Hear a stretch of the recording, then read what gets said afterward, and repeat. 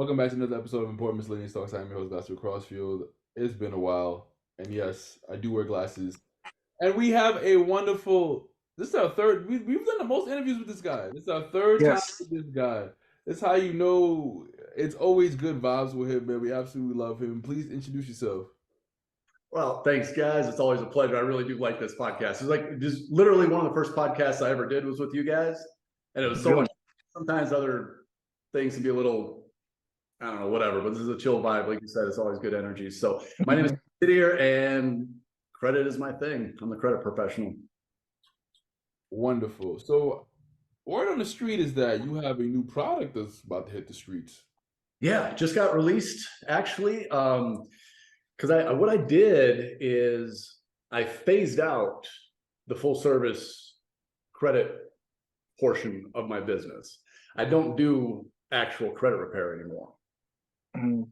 I still do business credit. I help small businesses, entrepreneurs build business credit under EIN. But what I did with the personal side of things is I put together everything that I've learned in the last 7 years in the credit industry, put it into a full, complete, do-it-yourself credit repair system and education course. So it's like two parts. You got all the credit repair stuff, and then you got the full education course because you need to know how to build the credit as well as get the negative stuff off. But it is radically different than anything else on the market today. Because I honestly, I literally purchased just about every do-it-yourself credit repair kit that I could find, and I don't like smashing anybody else, but there was none that was any good. It was all just like downloads, like one was one of the top ones downloaded, and it was just a whole bunch of misformatted Word documents, and there was some random instructions, and another one, dude had like a 200-page PDF with no breaks. Damn. I mean, I'm in the credit business, and that was confusing. I'm like, nobody's going to actually do this kind of stuff. So, I would be, as a consumer who doesn't know that much about credit, you look at that and you're just like, what the heck? It would be very discouraging and frustrating to try and figure out all that kind of stuff. So I took a completely different direction with it. So there's like a membership area. So when you get it, you sign in and you have the education course. You can learn everything you need to know about credit. But on the credit repair system, everything is broken down by the type of dispute. Like, you won't dispute a medical collection the same way you dispute an auto repo. Completely different approach. You don't dispute a bankruptcy like you do, like a late payment. So they're all different. So what it is everything is separated into the types of disputes. So if you have medical dispute, you go right to the medical dispute section, and the letters will go in order. Do this, do this, do this. There's video tutorials. There's downloadable instructions, like everything. It's as step-by-step and user-friendly as you can possibly make it, because I wanted to make it different from all that other stuff. Okay. Well, what I've heard a lot about courses and some of these products that people sell is that it sometimes end up being a cash grab, where people with big influences, they just end up putting out a run-of-the-mill course or generic course, or things that you could typically just easily find in the Google search. They just put it out there just because they know they're gonna get some money from it, or they just do it just to have a product on the market. Where it seems like you kind of took the time out to kind of really deviate yourself from that. Yeah, that's exactly the way I felt when I was reviewing a lot of these, because the way I found most of them was through TikTok or YouTube, the big credit repair influencers. On the site, they usually have some sort of do-it-yourself credit repair thing. So that's where I went and bought like 10 of them. And it was all just, didn't seem like a ton of thought went into the end user. Like, okay, just the average guy or girl who's like, man, I need to get in the credit game and get this stuff fixed. How is it best set up to present to them? It didn't seem like anybody put that kind of thought into it. And what some of these people do as well is they probably just pay someone else to do it for them. So they might not even get to even look at the courses themselves. They just pay somebody a fee. They do the generic work, and I mean, and when you have that level of influence, people are going to buy from you. So they view it as just another dose of residual income rather than you, I think, you care more about the consumer. Yeah, I really tried, because ultimately I've had to fix my own credit twice. So I know, I know what it's like. I've been, the first time was after I was just kind of young and dumb and didn't know anything about credit, and I made the mistakes everybody makes. And I went through all the usual suspects, the Lexington laws and all that kind of thing, and kind of bumbled my way through it. And eventually, after I got into real estate, I really started to learn about credit, and I got my credit score really good. But then when the real estate market crashed, I was wiped out. So I was completely reset. So I had to rebuild it entirely. That's actually what got me into the credit repair industry. Mhm. Was getting back because I had gone under 400 on my credit score. Tough. Damn. Yeah, it was rough. I had multiple home foreclosures, multiple vehicle repos. I had a whole bunch of charge-off cards, like you name it. I had tax liens, medical collections, utility collections. Like it was a disaster. So, I looked at it from, okay, what's the end user? What's the average person who doesn't really know that much about credit? How am I going to make it as easy as possible for them? Color by numbers, step by step. So it's really dummy proof. It's not dummy proof. You got to put in the work, and that's the thing that's going to separate it out. For the people who actually want to do the work, it's golden. It's step by step. You can actually get better results if you do it yourself. And the reason is, most credit repair companies, when they send out a dispute letter for you, it's sort of, generic dispute letter, whatever. Then they pull a new copy of your credit report. Okay, well, that's still on there. We're going to send a next generic dispute letter, etc. They don't tailor it to the specific responses from the bureaus or the specific responses from the creditors. So the way I designed this system is everything is set up so, like, the bureaus love to send stall letters, right? They're like, oh, we couldn't find your file, or oh, you didn't provide the right identifying documents. Okay, if you get that letter from TransUnion, great, you can go in there. Okay, if this, then that. Okay, great, this is the response to that letter, to hold them accountable, because you sent in the right identifying documents. It's just a way that they try and stall it, because the longer they can stall it, the less people try and keep disputing. They just give up in frustration, and there's just no money in it for them to remove negative items. So they do everything possible in their power to dissuade people from disputing or going through it, whether they're doing it themselves or going through a credit repair company. It's always the same game. They're doing everything they can to dissuade people from continuing to dispute. But the cool thing about that is if you follow this, you're building a case. Like, I don't know if you guys have heard like the Consumer Financial Protection Bureau, CFPB. No. Okay. There's a lot of people running around in the credit repair industry saying that, hell, that's like just file a complaint with the CFPB and it'll come right off your credit report. No, it doesn't work like that. You got to build a case so that when you file that with the CFPB, you can provide, everything that you sent, their responses, how they've broken law, because the credit bureaus are held by the Fair Credit Reporting Act. There's certain things that they got to do. They have to respond within a certain amount of time. They have to, do a lot of these things. And it's all very much laid out by law. If they don't, then that should come off. And if you document all this stuff correctly, if you send the right letters, you send the right responses to whatever they send, and you document this, you send a certified mail, you add all your stuff, then when you go to the CFPB or you go to the Federal Trade Commission and you file a complaint, now you have something worthwhile. You're not just some random person that's pissed off that they can't, they screwed off a credit card and the bureaus won't remove it. You've got a chain of documentation that shows where the bureau's messed up, how they've messed up, what laws they've messed up on. So now you can submit to that, and that increases your chances of getting it removed. If you go through the whole course and the stuff doesn't come off, chances are real good that they've broken the law at some point. And if you document everything correctly, you can do the claims with the CFPB or the FTC, but you can also take them to small claims court.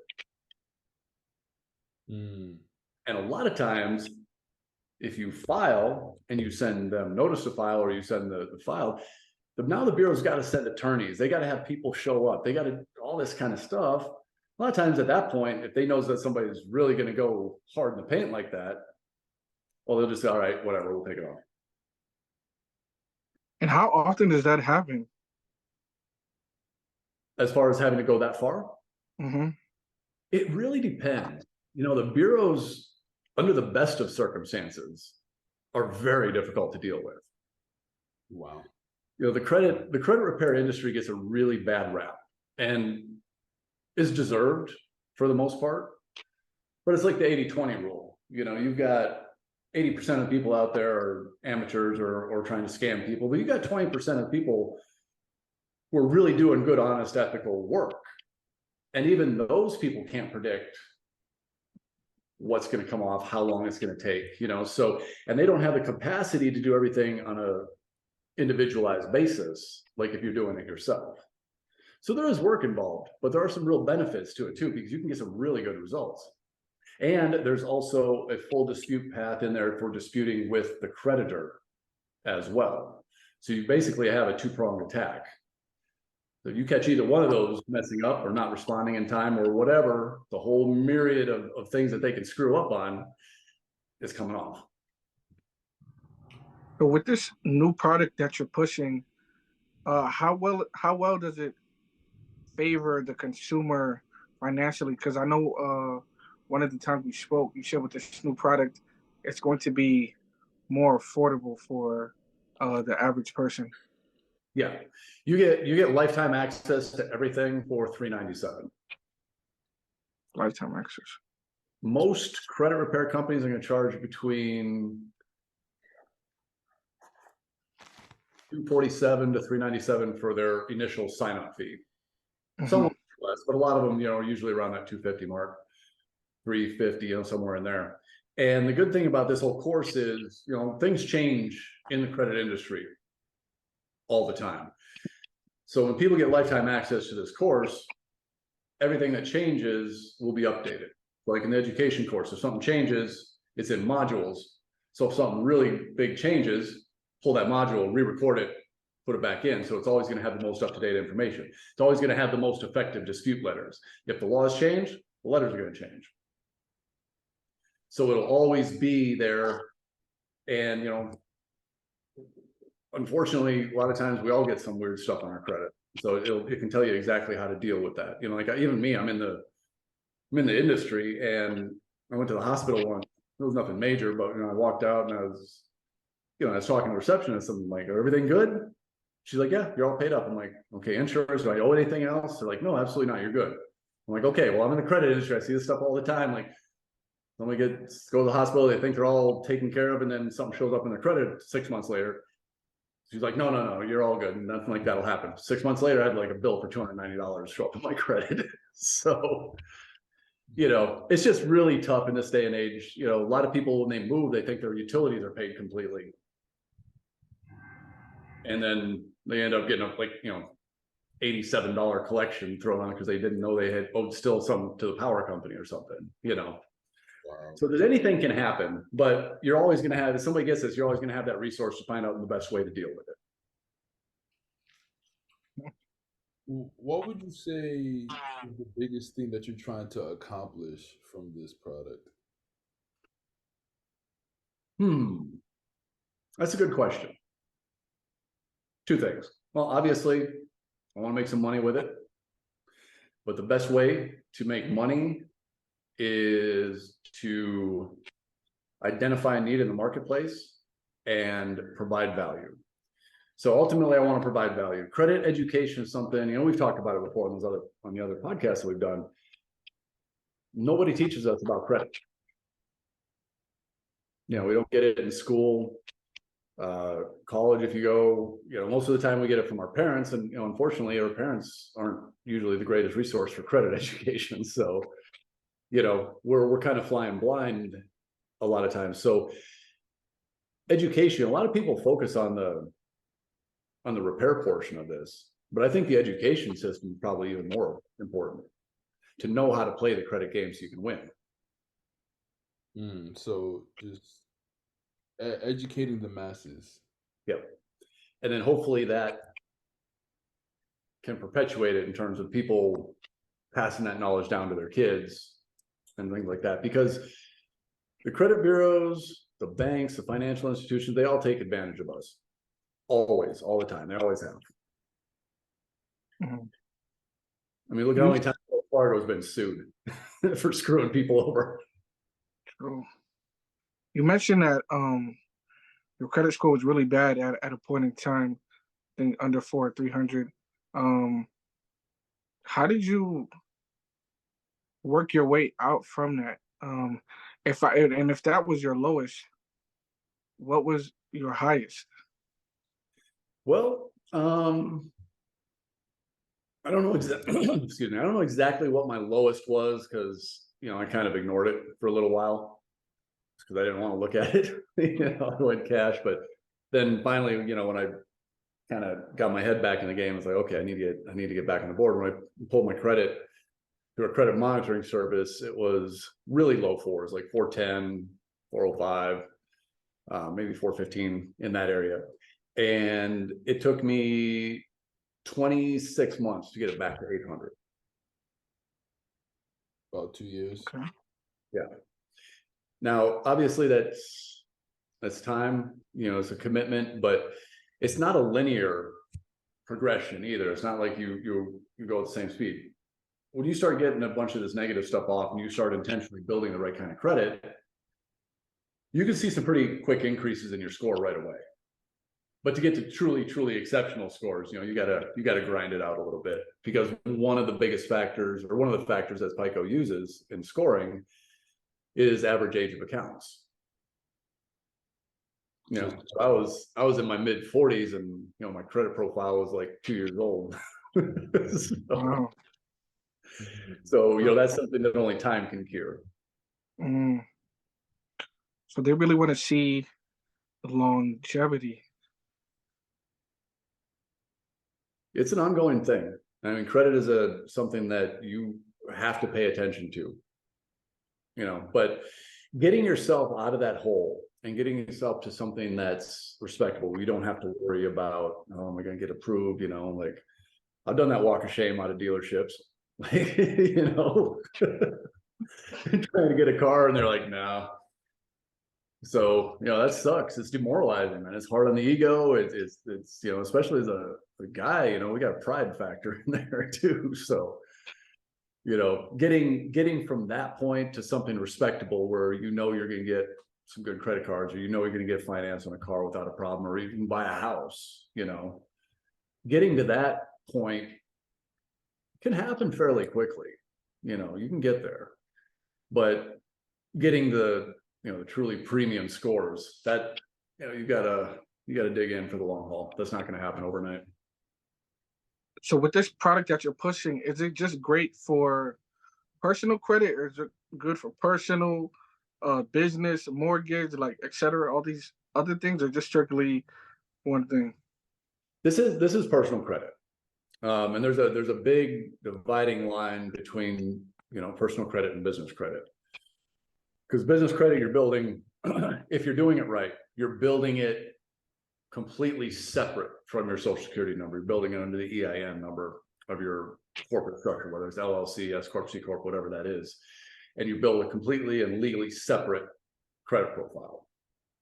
So that's a whole different thing entirely. But I'm glad you brought that up, because obviously I still have the business credit program, like the full service credit program that I do. But now over the next, after I get to Texas, I'm gonna really start digging in and putting together a much cheaper do-it-yourself business credit course as well, because that is something that is a powerful tool for small business owners, because it gives you access to a lot more capital. And in the events that something happens, if you built it right and you end up going out of business, yeah, the business credit profile will go, but your personal credit won't take the hit, which is really, so you get that legal separation. And that's a really the same thing, same reason why people will set up an LLC or something, because that way it's not in your name. It's a legally separate entity. Affords you some protection. Right. Mhm. And tax breaks. Yep. Yeah. Lot of tax advantages if you're structured correctly. What would you say is the biggest thing that someone will learn from taking your course? Mm.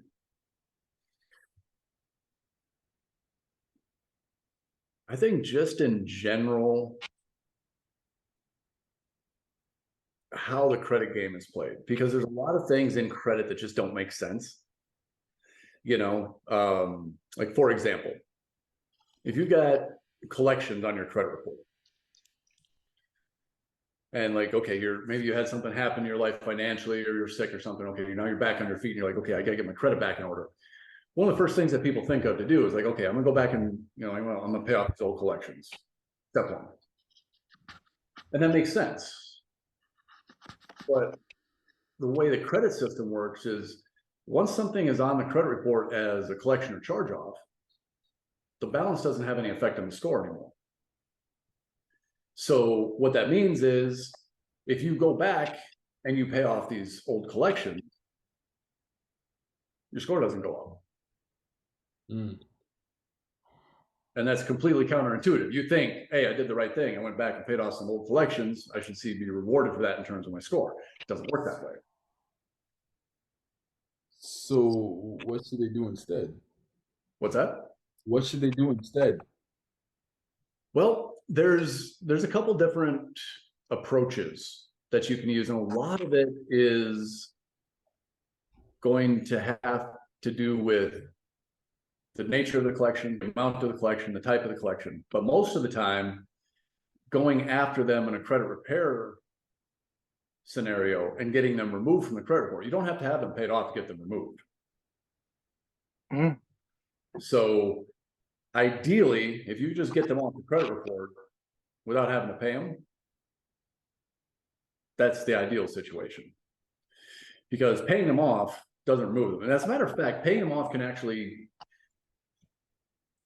kind of set you back away. And what I mean by that is like these collections. Let's say we had the ones that were 3 years old, right? There's a federal statute of limitations on how long things can remain on the credit report, and that's 7 years. Yeah. So if these collections are 3 years old, they're going to fall off in 4 years organically. If you go back and pay them off, not only does that not help your score, but since there's activity on the account, you actually reset the clock on that 7 years. Mm. So you're shooting yourself in the foot by trying to do the right thing.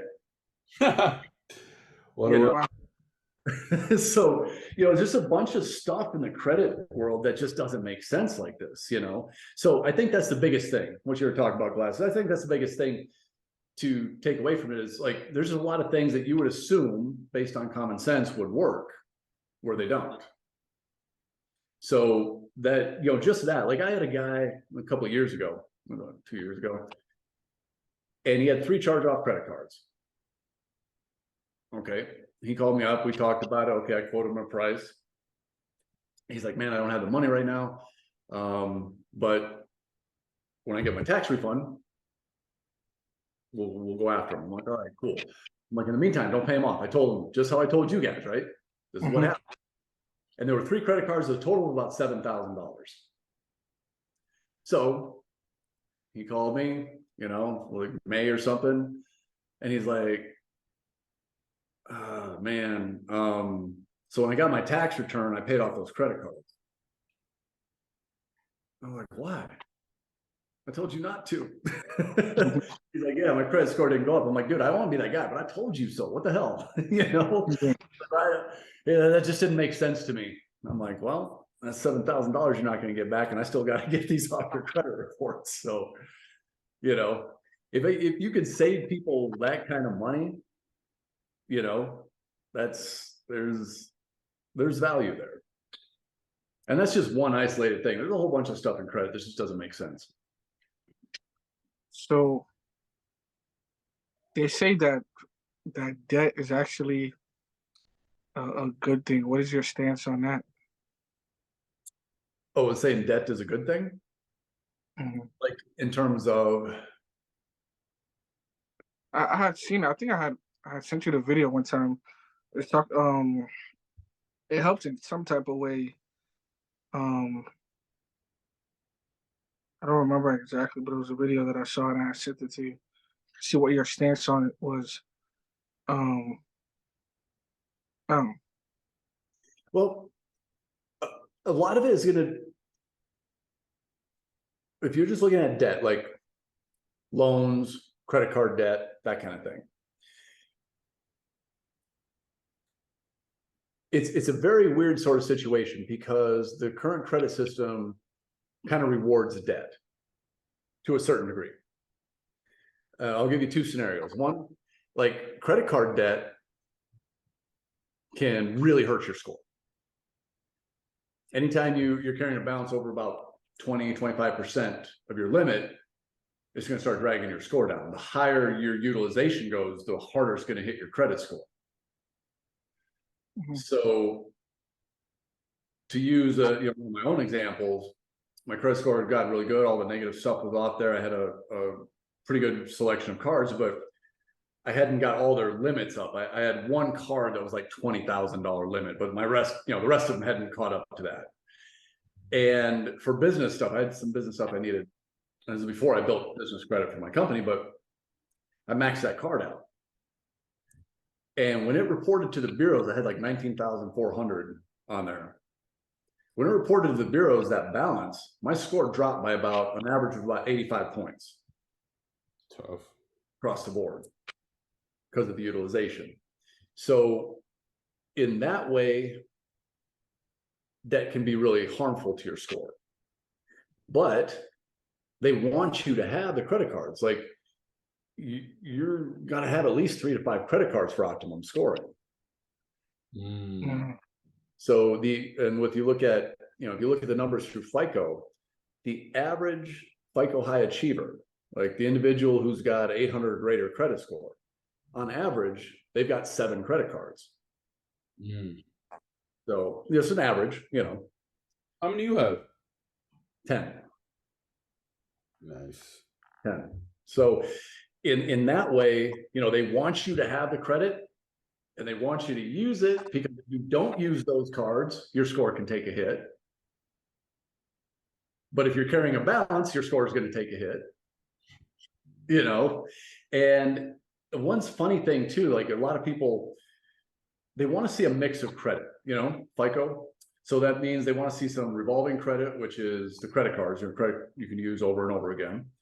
And they want to see some sort of installment credit, which is like a loan you pay on for a certain amount of time and it's done. Like a car loan, perfect example of installment credit. You pay it for 5 years and the loan's done. Now, you'll see a lot of people, and they're doing the right thing financially, like they're busting their ass trying to pay off their car early. And then they get their car paid off, they think their credit's going to go up, and their credit takes a dive. Because now they don't have the installment credit on their credit. So they do want to see debt. You know what I mean? Mm-hmm.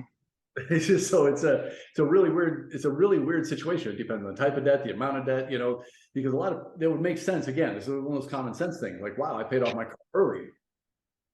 I should see a bump up in my credit score, right? Yeah. One would think, but no, like a lot of people will see 30, 40, 50 point hit. Oh, wow. Jeez. So, So do you need good personal credit to get started with your business credit? So hypothetically, could you have like a 400 credit score and still open up your business credit on good terms? Mm-hmm. Oh, yep. wow. Because if you're doing it the right way. Now, there's a lot of business credit outfits out there that don't do it the way I do it. And they just have you apply for a whole bunch of business credit cards or loans, but using your personal credit as a guarantee. In that case, you're going to need good personal credit. Depends what bank. If you go about it the right way and you build intentionally, like you start off and you build with the accounts that you don't need a personal guarantee for, like net 30 accounts, Mhm. Those are just a type of credit where you order something and they send it to you and you have 30 days to pay. So there's a lot of those that will give it to you just based on your EIN number, just based on your company. You don't have to guarantee it with your personal credit. So they don't even check your credit. So then you get 4 or 5 of those reporting. And when you get those reporting to the business credit bureaus, you're going to have a PAYDEX score of about 80. Now, PAYDEX score goes from 0 to 100. It's different from the personal credit scores, 0 to 100. So you're going to have a PAYDEX score of about 80. Now, based on that PAYDEX score and 4 to 5 trade lines, that's going to qualify you for gas cards, like fuel cards, fleet cards. Again, without having to use your personal credit as a guarantee. So if you have horrible personal credit, doesn't matter because you're not using it yet. So it's kind of like a video game. You get the net 30 accounts in place, but you got to get the right ones because only about 10% of them actually report to the credit bureaus. So you got to pick and choose. Get those on there. You get the gas cards. You get 2, 3 of those reporting. Now you can open up retail cards. Your Home Depots, Amazon, things like that. Then once you get a couple of those reporting, you're going to be able to get the regular Visas and MasterCards and lines of credit and auto loans and auto leasing and all those kinds of things, all strictly through your EIN number. Is it possible to strictly live off your business credit where like I don't even need a personal credit card anymore? I could just pay for things with my business credit. I can apply for loans with my business credit. Whatever I can get with my personal credit card, I can use my business credit card instead. Is that possible? Technically, but you want to maintain that clean separation. You don't want to be intermixing your personal and your business. Okay. Um, I get you. For tax purposes, especially, it's a lot cleaner. If you're using your business card, it'll be easy because that's all business expenses. You don't have to try and figure out which ones are personal and business. Ultimately, the best case scenario is having both. Yeah. Because even if you get your business credit built up and it's really good, there are going to be some loans and there are going to be some lines of credit, and there's going to be some things that are going to require a personal guarantee. You can get the basic credit cards. I can get somebody up to $10,000, $15,000, $20,000 credit cards just on the business credit card. But they say, okay, I would need $100,000 line of credit. Well, okay, now they're going to start looking at other things. They're going to look at what kind of revenues you got coming into your business bank account. And a lot of those lenders, especially if you don't have a seasoned history with those type of loans or that amount, they might want a personal guarantee with your personal credit at that point. So, it starts to get a little less cut and dry when you're looking at larger loan amounts and, what kind of credit history you have in your business person, all that kind of thing. So it starts to get a little less cut and dried, but, for the average person who just opened their LLC yesterday and got their EIN number, within 9 or 10 months, I guarantee I'll get them at least 50,000 in open credit. That's not guaranteed with their personal social. Talk to me nice, Steve.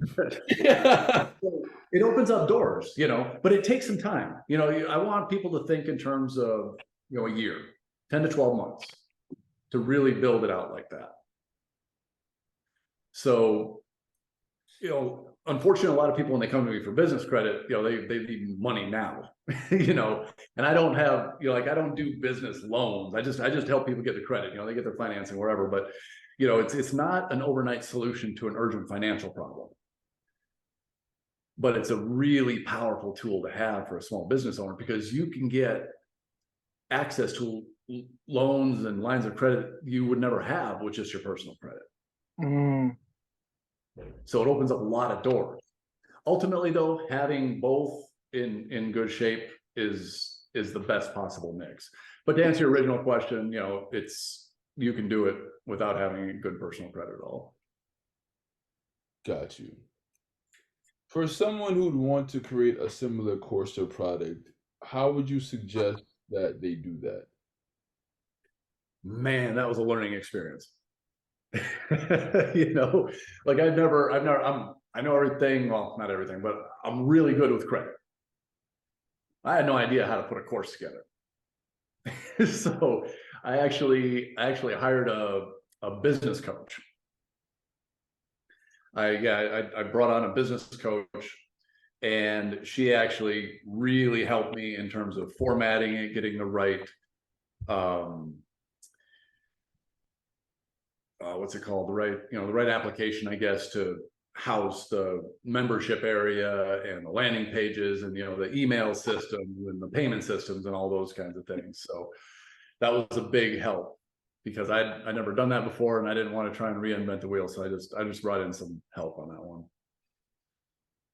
Would you say that this course is only for people who don't have their money right, or can this be used for people who are already well off in their credit? That's a good question. I think you want to have your finances pretty straight before you start spending a lot of time and money on credit repair. Not rich or anything like that, but you want to be able to make your payments on time. It depends on where you're at financially. If somebody's really in a lot of trouble and they're not being able to make their payments and stuff like that, that's not the right time to start credit repair. You need to get yourself stabilized financially, so at least you can make the minimum payments and you're not missing anything, because you got to have that good payment history no matter what. So getting your money right, at least to the point where you're stable.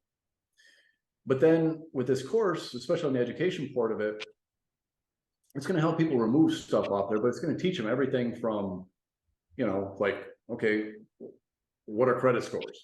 How are they calculated? How do you read a credit report? All the basic stuff is in there, but it goes all the way through like more advanced credit building techniques as well, because it helps people start understanding the difference between credit score and credit profile.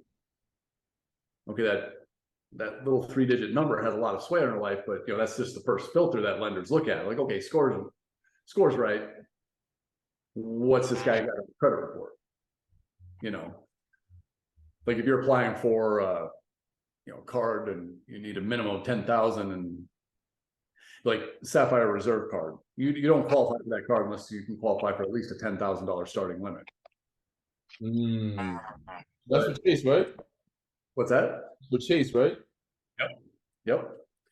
So with those type of cards, and there's others like those, if you've just got, a Best Buy card with $300 on it you've had for like 9 months, they're not going to look at that credit profile and be like, yeah, we can trust this guy with 15 grand, So you gotta make sure that you build the credit profile as well as a score as well. That's like one of the reasons I really caution people on getting a whole bunch of retail cards, because a lot of lenders will look down on that. They want to see the real. Define retail cards for the people who may not be as adept to this credit knowledge. Right. Those are the store cards. The Best Buys, the Kohl's, the Macy's, those types of cards. That can help you build credit?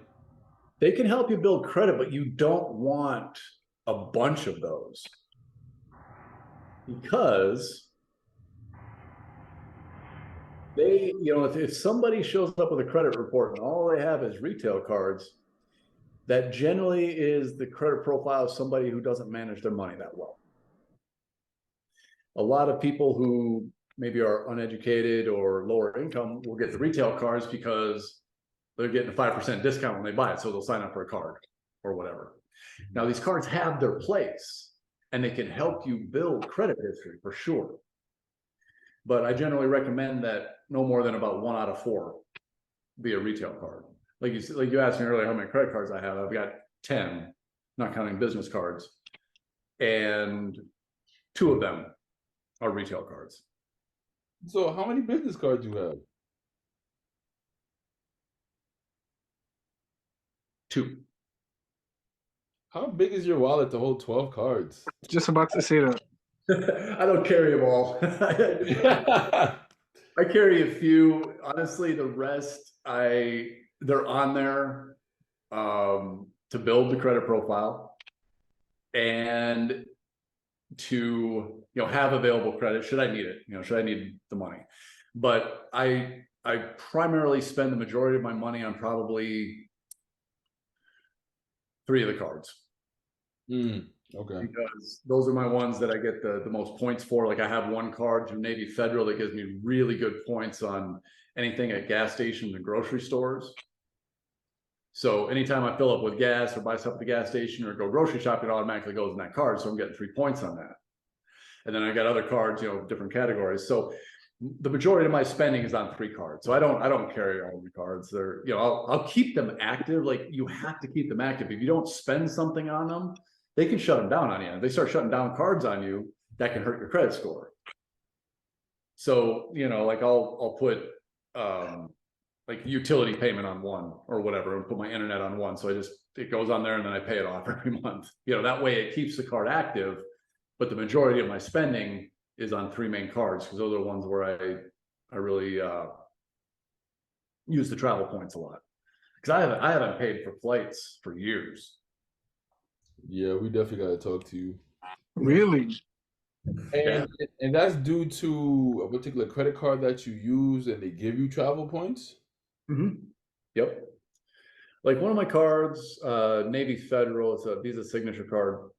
I get 2 points on every dollar spent. So I just run everything through that, and then I have the Chase Sapphire Reserve. They give me some really good, some good points, especially on travel stuff. I think I forgot how that point structure works on that card, but I think it's up to 5 or 6 points on travel. So if I buy airplane tickets or hotels or stuff like that, then I'll get, a lot of points on that money. And then when you rack up those points, and then you're like, I just booked 2 nights on Holbox Island here for not this weekend, but next weekend. And fantastic hotel right on the beach, everything. And I just paid points, 50,000 points, done. So I didn't pay for the hotel at all. Do you have an American Express cards? No, I do not. Why the chuckling?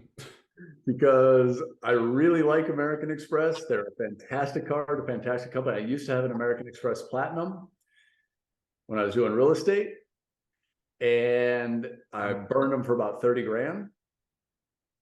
And American Express is the company that holds the grudge, man. They keep a blacklist.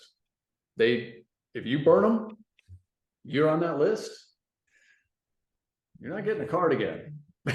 So I tried too. It'd been like 10 years and my credit score was back up over 800 at like 810, 815. And I was like, man, I want that platinum card back, right? I did the application. They didn't even run my credit. Boy, did they pull the Danny on with They pulled the Danny. They pulled the Danny. Amex is American Express, right? Yeah. Damn, that's tough. That's really tough. They're like, you feel me, like the luxury brand type of card. Well, people associate them with luxury anyway. Yeah. Well, they've got some really cool travel benefits on their cards. Yeah, that's what I was saying for the traveling stuff. Yeah.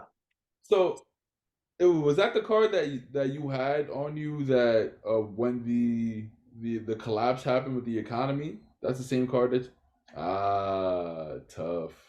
Yeah. So you owe them 30? Something like that. Damn. High 20s.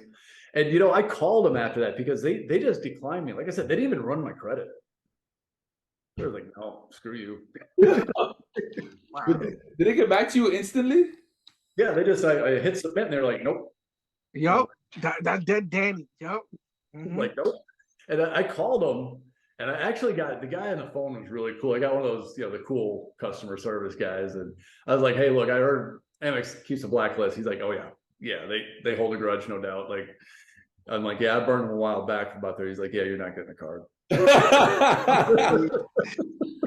Yo, that's hilarious. Oh my goodness. They're just stone cold about it too. Now, here's an interesting thing though. The guy told me, like, if you pay it back, you're allowed to apply again. But it's not a guarantee, and it's not that important to me to have that card. Yeah, 30,000 at that. Yeah. Nah, come on, yeah, for real. Come on. The Yeah, Sapphire Reserve treats me really, really good. So I'm not worried about it, especially the tune of 30 grand. But what he told me, and I haven't had a chance to try this. And I've heard some people told me it worked, some people told me it didn't work. Like I did a video on this on YouTube, and I had a bunch of people in the comments, and some people said it worked, some people said it didn't. So I don't know. But what he told me on the phone was that, okay, they hold a grudge on the personal side. So if you go get a business Amex Platinum or whatever, you can go business, you can get it that way without having to pay back, in my case, without having to pay back that 30 grand. But I don't know if that's accurate all the time. Like I've had a couple people that went that route and they got approved, but they didn't owe Amex that much. I burned them for like $1,500 or $2 grand. yeah. And then I had other people that said, yeah, I tried that, and they just told me to kick rocks. So I don't know.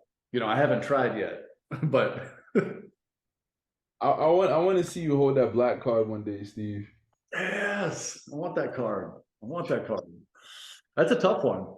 No, yeah, very. They have to find you, like, for the Yeah, black. basically that's an invite only. Yeah. So now what's really neat, I'm actually going to do a video on this too, but I was like, what are the most exclusive credit cards in the world? And I started doing some research, and that black card isn't even in the top 3. Wow. There are some big cards, like what's it called? Coots. I can't remember how to pronounce it. But there's only about, I think, maybe 2,000 people in the entire world that have that card. Wow. Wow. And like it's based out of Britain, so a lot of those people are royal family. Like that's the credit card Queen Elizabeth carried. So there's some heavy cards out there, man. There's another one. Man, I'm drawing a blank. But yeah, there's some ones out there that are super exclusive. Like Prince of Dubai type. Yes, that's another one is I believe out of either Dubai or Saudi Arabia, and it's mostly royal family members and stuff like that. That's invite only. I think it might be Bank of. I'm gonna have to look at that. I did some preliminary research. I'm like, man, there are some exclusive cards. Cards that Elon and like Jeff Bezos carry around.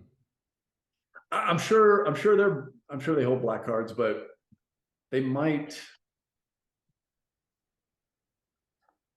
There's a JP Morgan Chase card too that's pretty exclusive. Like you've got to have, I think, at least 10 million in assets under management with JP Morgan Chase, and then they might invite you to apply for the card. Wow. So yeah, there's some really cool cards out there. Isn't that what Kanye had? I think he did until Chase kicked him to the curb too. But like he's back with Adidas though, right? Yeah. Gap is trying to holler at him too. What's that? Who? Gap. Really? I did not know that. Because we know you're a big conspiracy theorist guy, right? Yeah, well, they're all turning out to be true these days. Oh, get my tinfoil hat here in a minute. You don't get in trouble for the stuff you post? I try and keep it pretty mild. Like I remember I posted something on Facebook back at the beginning of the pandemic. I did a little research and I posted something like, this is all BS. It didn't come from a bat. There's no way. They've been eating bats. They eat bats in every single town in China. There's 1.5 billion people. And that particular virus that is only held in this bio facility in Wuhan, China, it just happened to be from that area and it's a bat. I'm like, no way. And, there's money trail of Fauci funding gain of function research there and stuff. So I put a post on that on Facebook and Facebook kicked it off, gave me a warning and everything else. And like, it just came out 2 weeks ago. Hey, guess what? Yeah, I escaped from a lab in Wuhan. I'm like, I know. Bro. It's Like, it's frustrating because I know there's a fine line between stating your opinion because you can't let anybody just say any wild thing on your platform. I get it, but it's yeah. gotten to the point, man, where you truly can't even speak your mind whatsoever in some cases. No, People have said worse. No, yeah, literally. But there's people who say the N word on Twitter religiously, and their profiles are nowhere near, you know, Exactly. in yeah. danger. No, you don't, there's certain groups that, you absolutely don't want to say anything about. I know two of them I'll never talk about. Kanye found out real quick.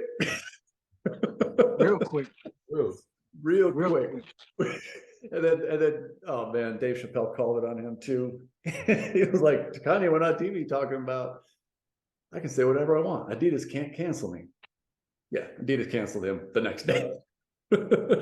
Well, Dave Chappelle is damn near untouchable. Yeah. And he left though. He walked away from that money because he saw what was involved in taking it. And everybody said he was crazy. Oh yeah. A lot of money, man. Would you see that? I'm not that strong. That's a lot of money, man. No, man. Like, yeah, that was $50 million. It's a lot of money to walk away from. But who was it? It was Cat Williams. He broke it down. He's like, Dave said this, Dave said that, and then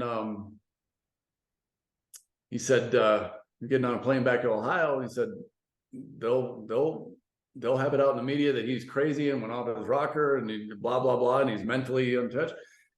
He said by the time he left LA and got back to Columbus, it was so. They completely made everybody think that he was crazy. Isn't that what they're doing to Tate right now? Yeah. Yeah. I mean, a lot of people don't like him, but he's speaking out the stuff that they don't want. They don't want men. They don't want masculinity. They don't want, like you said, there's a large portion of guys that don't want to wear makeup and don't want to be women. And he's speaking to them. That's a no. But did you see that interview they did with him? Vice? With Andrew Tate. Vice? I can't remember if it was Vice, but he broke it down. He's like, okay, so he's like, I've got 3 lives. Yep, like, I seen it. Yep. He's like, the first life they're going to cancel me. And they canceled me. He's like, the only reason I'm pissed off about it is because I'm 1 life down. He says the next thing they're going to do is trump up some charges and put me in jail for some. Yep, they've done that. Yep. He said in the 3rd life they're going to kill me. He's like, you got 3 lives. Yep. Use two of them. And he's like, they're gonna make it seem like it's a suicide, but I would never kill myself. Yep. So unfortunately, I think it's best that he quiets down. He has no choice because it's either that or he's in the grave. So they will kill him. Yeah, they're not playing at all. And that's everybody. I mean, he's a really good example. But anybody these days talking about men being men, masculinity being a good thing, and even like nuclear family, like parents being together and all that kind of stuff. They don't want that. Yeah. So yeah, I'm easy to cancel. So I keep my stuff kind of chill. I don't own casinos in Romania. If they can get Man, it's scary. It's scary out here, man. They want fruity, sassy ass men out here, man. Mhm. It's crazy. It's sad, but you get a bunch of low testosterone guys, and people they're a lot easier to control. That's true. Definitely. That's crazy. It's just that's the game right now. Even the pandemic, I think, was a trial run just to see how far they could push stuff and how people can comply. Not for a fact, because that came out of left field. Yeah. Crazy. And it really, okay, I expected it out of the Canadians. They're going to roll over. They're nice. But, I was really disappointed in the US because, America traditionally is kind of like, screw authority. We're independent. We love our freedom. And fully 50 to 60% of people just rolled over and not only complied with everything, but they turned on the people who didn't comply. Yes. Oh my God. That's, I was really disappointed in people, man. Now people, it really showed their true colors. Like even close friends and family looking at you crazy, like, oh, you're not gonna go get it? Like, what's wrong with you? Like, what do you mean? Yeah. It's crazy. I know you guys probably experienced a lot, but I had one guy that I'd known for 20 years. I used to work with him back in Vegas. He literally posted on Facebook. I posted something about, no mask, it's all being bullshit or whatever. And he was like straight up posted on Facebook. He's like, I can't wait till you're on a ventilator and you got people standing around and you're struggling to breathe because I was just like, really, bro? You took it that personally? Like, He probably had someone affected by COVID. I get it, man. Like I got people, No excuse, my girlfriend now was ex-girlfriend, I'm gonna be girlfriend again. Like her really close aunt died of COVID. And some people did get really affected by it. And I don't want to minimize that at all. Yeah, I think that, people should be allowed to do what they want. If you wanted to get out understood, if you didn't want to get out understood, but to force somebody to do it, that's what I disagree with. I think whatever you come to, the conclusion should be yours and only yours. That's what I think. And it doesn't make any sense. I understand people being affected by it, but that doesn't mean the vaccine is going to, or wearing a mask. It really didn't do much. Like The mask to me was always really that paper loose leaf mask. You think is gonna stop you from getting COVID, bro? And, and the thing that really blew minds about that is that I saw people religiously wear it under their nose. So Yeah, exactly. and people would be wearing it under their nose, and the authoritative figures in these places wouldn't tell them to pull it up. They'll walk around with it under their nose, and I'm like, you don't have a mask on. yeah. No. But they'd still yell at people for not having a mask on. I've seen people walk with their mask at their chins comfortably and still not get stopped or harassed at their chin. Or you go to a restaurant, they want you to have it on till you get to your seat. And once you sit down, yeah, you're good to take it off. Yeah. Well, the virus only affects if you're like 5 feet. Seriously. You're 5'7", you're good, man. Yeah. But they'll follow the science. I'm like, come on. These idiots driving around with a mask and face shield on in their car by themselves. It is like it, and it was just so dumb for people to be just against people that don't want to get it. And I think majority of the people that I know that got it were the ones that got the vaccine and are still getting it till this day. So what did it stop? It didn't stop anything. And all that is coming out now too in these studies. Like it's fact now. You can fact check it now. Like it's the majority of people in the hospital for COVID have been vaccinated. Overwhelming majority. The overwhelming majority of people that are still dying from COVID have been vaccinated. But not even talk about like this died suddenly stuff. I mean, yes, you got athletes in their freaking prime dropping dead on the field, and they're trying to normalize that. It's not normal. If you look back at the studies back to 1968, an average of 20 athletes a year have died from like heart issues. Just last year, it was like 1,500, and a lot of them were on field. We're talking massive numbers here, and they're trying to normalize it. Like, did you see that interview with the Bills player after he woke up? You know, the one that went down on the field during was it Monday night game? I know you talk about Damar Hamlin. I'm not sure about the interview you talked about them. Well, they did an interview with him, and it was Michael Strahan interviewing him. And he's like, so what happened? He's like, you're an athlete, you're prime of your life, you can run circles around me. He's like, what did the doctors tell you? Like, what happened with your heart? And he was just like, I'm not going to talk about that.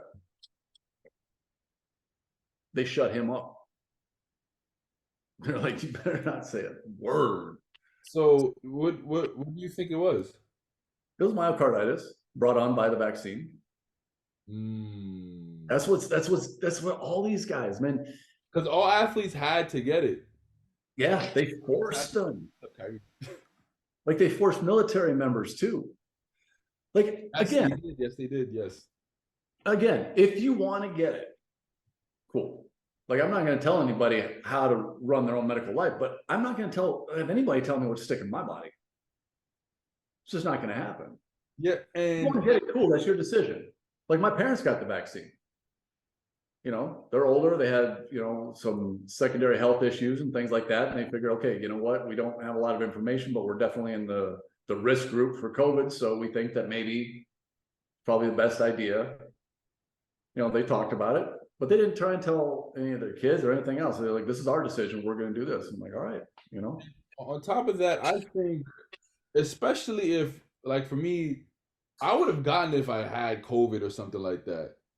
But I didn't show any symptoms. I didn't show any symptoms of COVID. I don't eat the healthiest, but you know, I do exercise, I think, more than the average person. Right. So I think that I didn't need the vaccine. I don't think I needed the whole pandemic. I barely sniffled. I barely sniffled.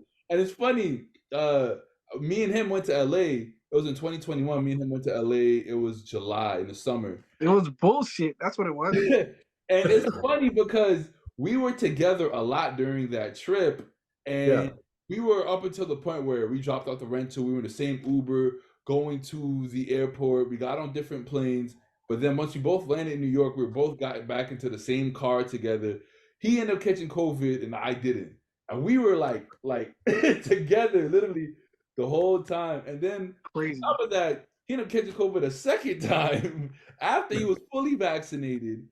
But in LA, less severe, but still. I always catch. I swear to God, I always catch it in LA. I every time I went to LA, I caught COVID. I never caught it in New York, anywhere else. I don't know what it is with LA, but I feel like it's the airport too, because I'm always flying. But it had something with LA, man, for real. Now when you got COVID, how was it? Was it pretty severe, or how, with you? Because it affects everybody differently, you know. Losing it the first time. The first time I caught it, it was kind of crazy. They didn't hear from me for like 3-4 days, right? Like honestly, I didn't need 2 weeks to recover. The first 3-4 days, it was gruesome. I'm not gonna lie, but after that, I was back to normal. I didn't need no 2 weeks. It was just like the first time it hit my body, you know, I may have thought I was on my deathbed, but after that, it was rough, huh? The first couple days. It was I couldn't open my eyes. I didn't know where I was. You know what I'm saying? But after that, I was good. The second time, it was cool. I just had to lay low for a little bit, you know, sniffles, stuff like that. But it was. I'm sorry to cut you off, bro. The people that were in an immense amount of fear over it, I'm like, bro, like literally before COVID, people have died from the flu, people have died from influenza, and the flu has a vaccine as well. I'm like, bro, I understand. I'm not trying to, you know, belittle anybody who had it, but COVID is a more intense version of that. And Pretty much. I'm like, bro, I'm not scared of that. And again, it also has, according to the numbers and the CDC, a high survival rate at that. So why would I be scared? You should see people walk around terrified with their 2-3 masks on, terrified to even. Yo, it was freaking ridiculous. And I'm like, bro, you know why I didn't catch COVID? I wash my hands with regularity, and I know that that's not a cure. But if you do that, it significantly lowers your chances as long as you wash your hands. Right. Be clean. You know, that helps a lot. I think COVID exposed people. They don't really, you know, they don't take the most cleanly route. I think that's what really COVID exposed. Yeah, like I didn't slow my lifestyle at all. I was having pool parties. I was out. I was doing everything. And like, yeah, these people like, oh my God, you're gonna catch COVID. I'm like, yep. Yep. And I'm gonna move on with my life. I'm like, and that's exactly what happened. I got COVID pretty early, like end of summer 2020. But And it that's wasn't as bad. It wasn't as bad as I had fever and pretty rough, like body flu first day, and then that That's broke. pretty much it. and It that's 4 days of sniffles, and that was about it. Yep. I'm not gonna put my life on hold because of this virus out here. Like I'm not gonna do that. Like I'm still gonna end up doing things that I enjoy. Yeah. I mean, I'm not going to live in fear. I refuse to live in fear. Period. And like, and when you start looking at everything, like for example, this come out. There's all just stuff that's come out. There was kind of conspiracy theory stuff before, but hospitals, you follow the money always. Hospitals got paid more for every COVID diagnosis. They got paid extra. They treated for COVID. They got paid extra if there's a ventilator. They got paid extra if it was COVID on the death certificate. So all these numbers, and that's verifiable proof. You can check that out.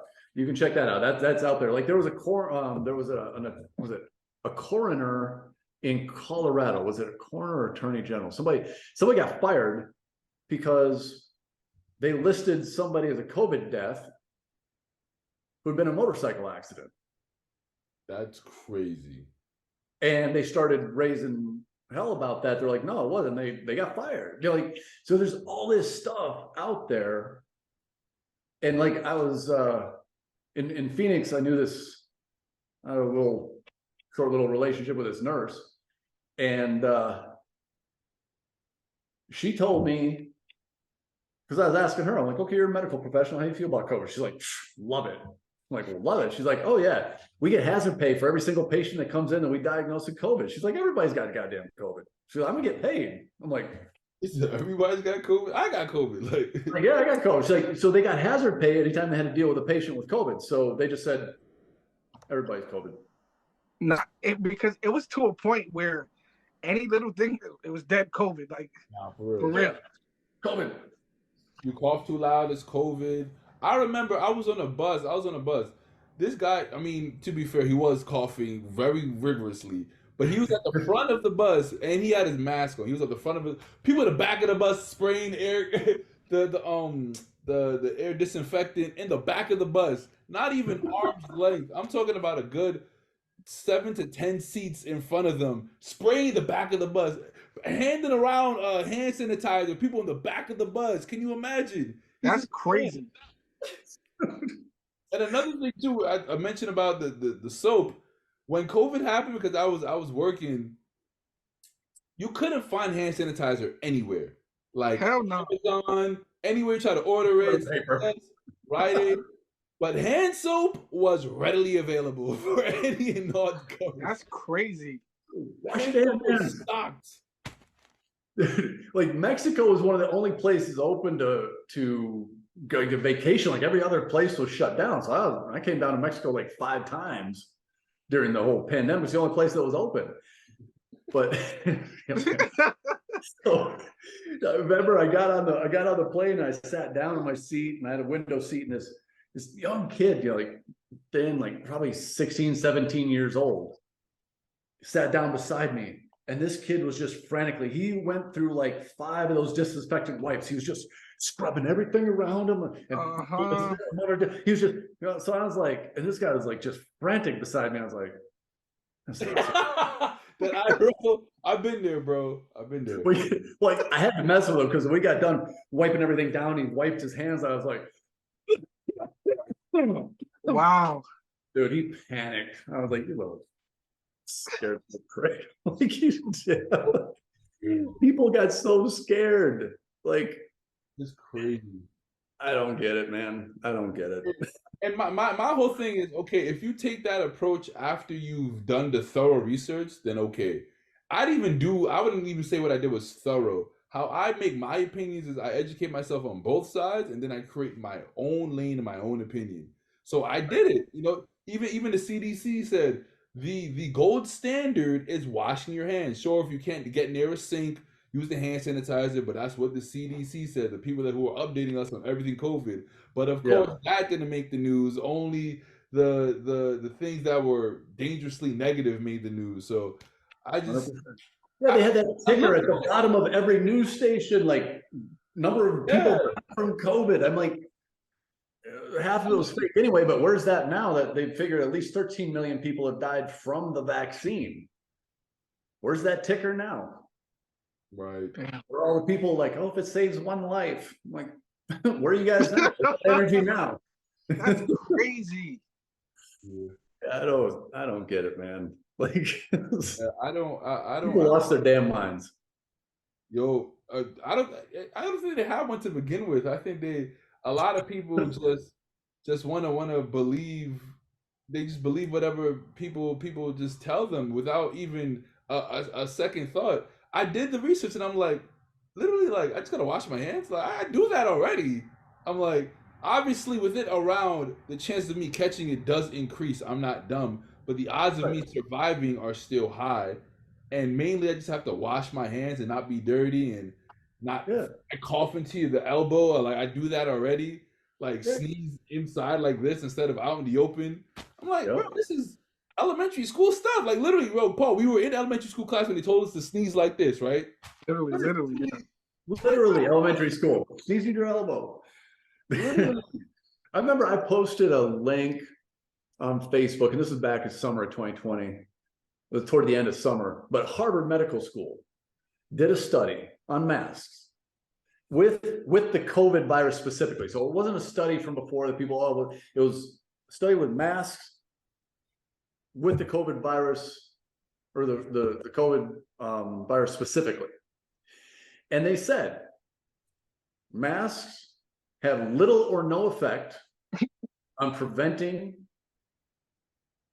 contracting disease or preventing transmission, but they do seem to provide a sense of security for people in uncertain times. So basically they said psychologically it helps people deal with all this fear mongering that's going on. But it said, and I posted that and somebody jumped on like, oh, with your right-wing bullshit. It's Harvard Medical School. Wow. It's Harvard Medical. Incredible source. Incredible source. Wow. I said Harvard Medical School is a very credible source.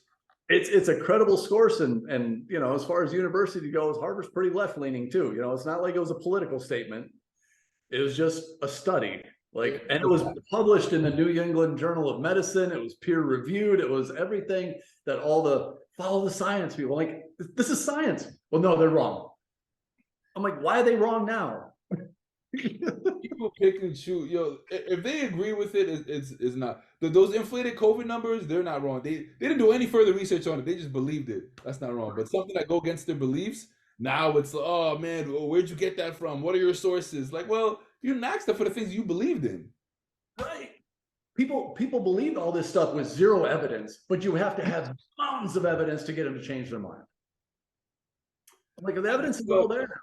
Like, look at Sweden, man. Like, Sweden is that's the thing right there. Sweden did no lockdowns, no masks, no closures, no nothing.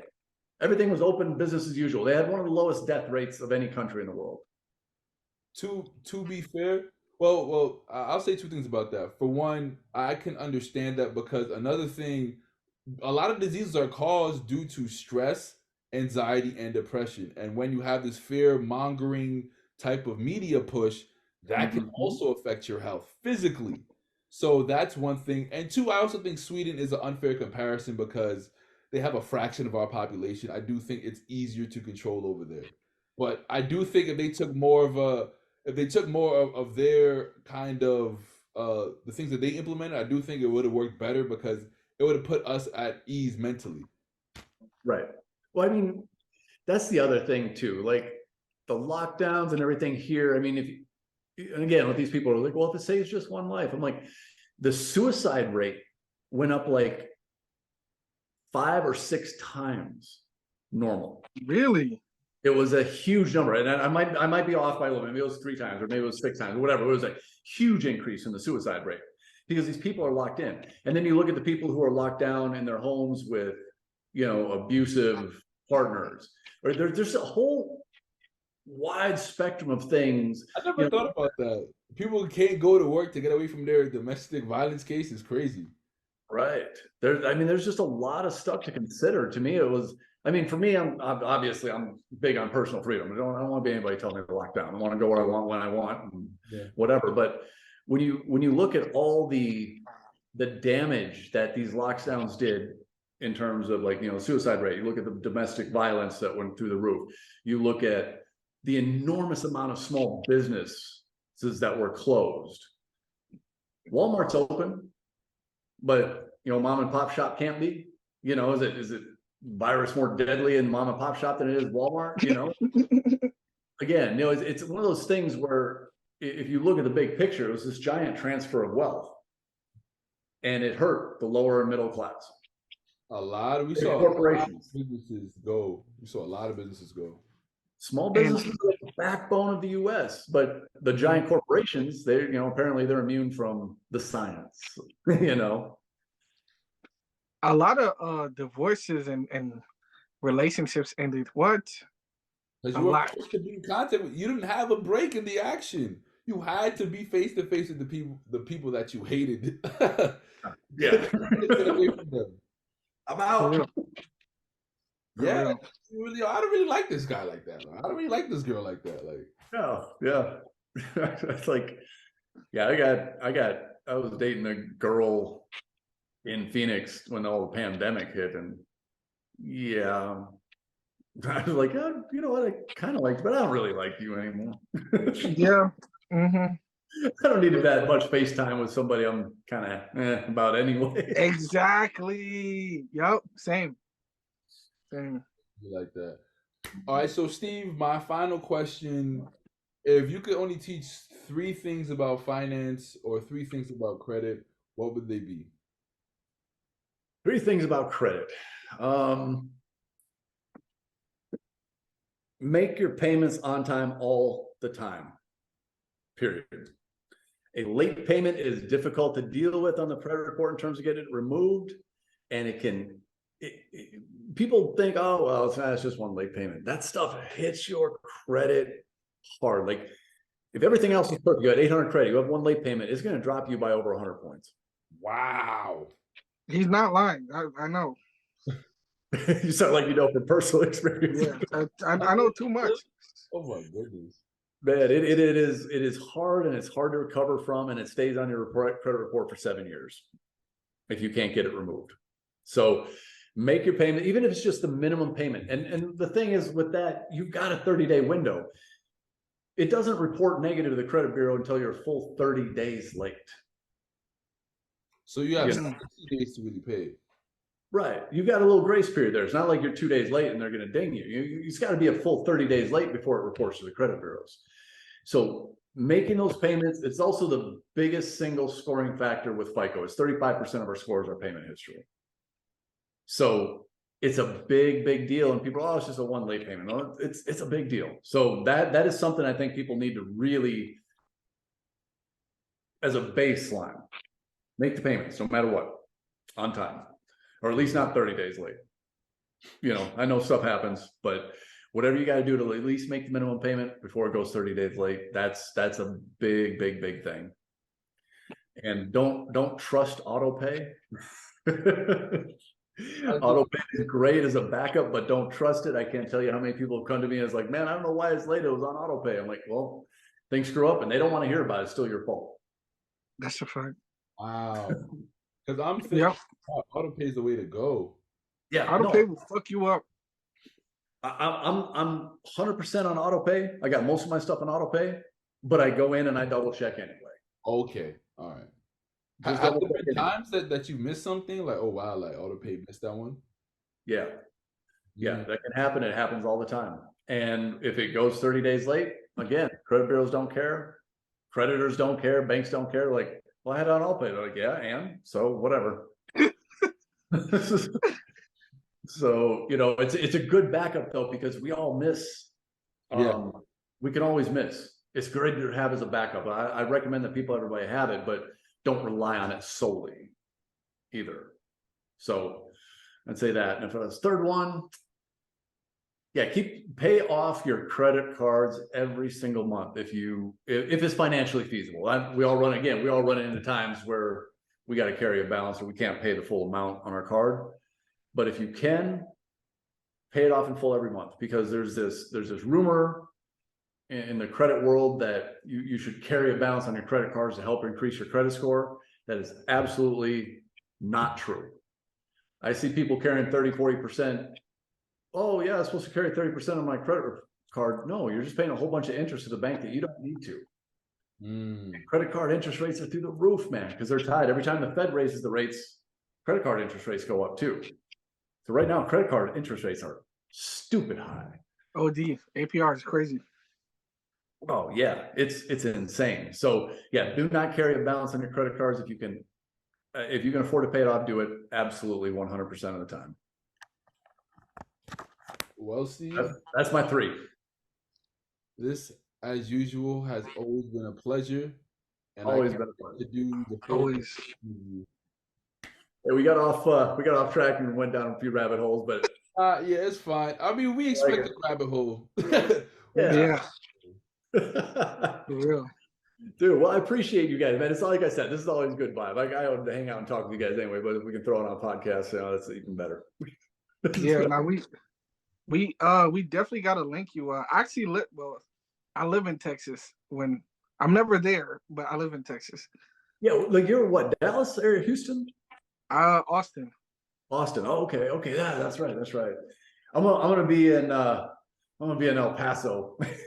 Paso. Come on, though, boy. That's Mexico. Like that's basically Mexico. So I can jump right across the border and get whatever I need from Mexico. But yeah, it's that's where the girl's from. She was born and raised there. So the cool thing about El Paso right now that I did not know, because everybody's so focused on places like Austin. Austin's a very popular area, and like Phoenix, Vegas, Dallas. Real estate prices have gone through the roof. I was looking at some real estate there because I'm going to be boots on the ground. I want to keep working on my investment game, and real estate there is still cheap compared to the rest of the U.S. Yep. And rents are pretty strong. ROIs look good. So, I found a duplex brand new. It was like $239,000. Touch anything in Austin for that kind of money. No. Not even close. No. So I'm kind of looking forward to that too from an investment standpoint. I wasn't really thrilled about El Paso. I'm like, whatever. But I started looking at some of the investment opportunities. I'm like, well, you know what? I'm gonna make this count. So that's 239 is not bad. Yeah. Duplex, so you can live in one half of it as well. Yeah, and that's a great way to get into the real estate investing game too, because if you get a multi-unit, whether it's a duplex or a triplex or a fourplex, you can go up to 4 with an FHA loan. So you just have to put 3.5% down. And if you live in units, the other units, if you got a fourplex, the other units, you usually cover your mortgage payment. And duplex is gonna cover a big giant chunk of it. It's hard. How much would you charge for rent? That's something I got to research too. I got some basic numbers. I don't know if they're accurate, but she checked with a real estate agent. So, and that's the thing too. The rents are going to be a little bit lower, but as long as when you pencil everything out, you've got a positive cash flow after assuming for vacancies and taxes and insurance and maintenance and property management and all that. If you got a good positive cash flow, that's all that really counts. But the rents are fairly strong there. I mean, there's a lot of people moving into El Paso, about 20,000 a day from what I hear. So damn. Wow. How big is El Paso? That's where Rey Mysterio's from. How big is El Paso? Is Rey Mysterio from El Paso? Yeah, I think Eddie Guerrero too. Man, you were going way back in the pro wrestling, man. Yeah, that was 06. So that was like the prime for us. Like 05, 06 is like prime. We were 9, 10 years old. So yeah. I'm from El Paso, Texas. Rey Mysterio, he was my favorite wrestler, so I remember that. I was like, wow, Texas. I'm thinking he's luchador, right? I'm thinking he's Mexican all the way. Yeah, El Paso's pretty much Mexico, For real. But if they are good-looking Hispanic women down there, I'll take a visit. You know what? I haven't spent much time in El Paso, but the girl's from there. She's really good looking. And my buddy Augusto, he grew up there, and he's like, you're not gonna find a whole bunch of really good looking women. He's like, but the ones that are good looking are out of this world. And I'm sure you can find a whole bunch of loyal women there. Loyal? Am I wrong? Oh, did you? Oh, you said, I just confirming. You said loyal women? Yeah, loyal. You know what? If my girl's any representative of that, I'd say yeah, because man, that is one dedicated, loyal woman. It said 7 months in. What's that? It said 7 months in. Yeah, man, she is. Yeah, because we've been apart for about 9 months, and it was like 2 months after we broke up that she came back. She really started trying to get back together, and she's like, look, you know what? I don't need the kids to be happy. I want to be with you, and I want to build something together. And I was like, nah. And she is persistent, man. She is still here's the thing. Like, remember I was sick, right? When I couldn't do the podcast a couple weeks ago, right? Mm-hmm. And I talked to her, and she's like, man, you don't sound like good. I'm like, no, I just got sick, man, you know, like whatever. And she's like, well, you need to go get medicine, this and that. I'm like, I don't even feel like leaving the house. I'm like, I'll go tomorrow or whatever. She's like, you don't have anything there? I'm like, not really, I'll tough it out or whatever. Literally 30 minutes later, there's a delivery service here called Rappi. Guys on mopeds, man. And oh yeah, Rappi, yeah. Yeah. Okay, it came out of Colombia, originated in Colombia. Yeah. So is this store for Rappi though? Yeah. Exactly. Dude, there was a Rappi dude down at the front desk of my place with electrolyte drinks and TheraBlue and soup and everything else. I was like, that's love. Bro. I'm not gonna lie, she hooks it up, and she is from another country? From another country.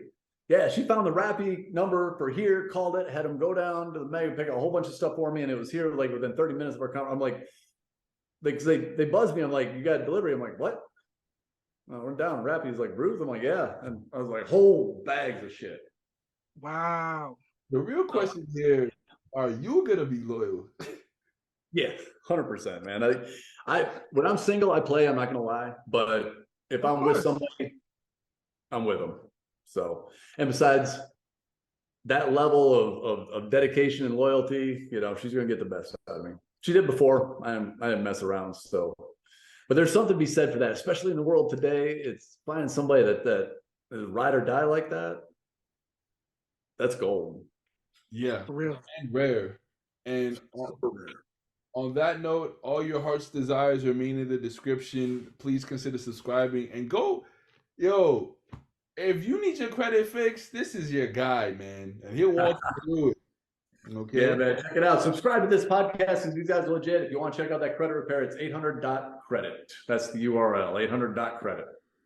God bless you. All right, guys. It's always been a pleasure, man. Always. Man, appreciate